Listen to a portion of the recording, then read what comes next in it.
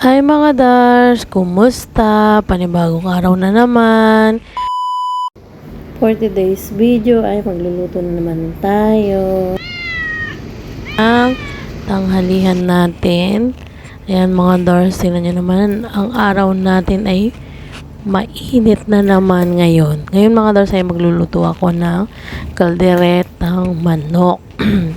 Kasi hindi ko napapakita lahat-lahat ng Ricardo mga Dars. Yan lang mga Dars, iwain ko lang yung manok natin.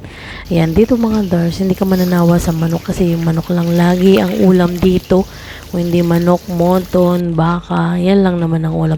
At mga Dars, tingnan nyo naman ang nakita kong patatas. Gabi, ang lalaki ng mga patatas dito mga Dars. At lahat dito mga Dars, maganda yung mga gulay. Yan mga Dars, nagpakulo na naman, nagpalamig na naman pala ako, sorry, ng tubig. Ano ba yan mga Dars? Nabubulol naman yung tidara nyo. Pasensya na mga Dars.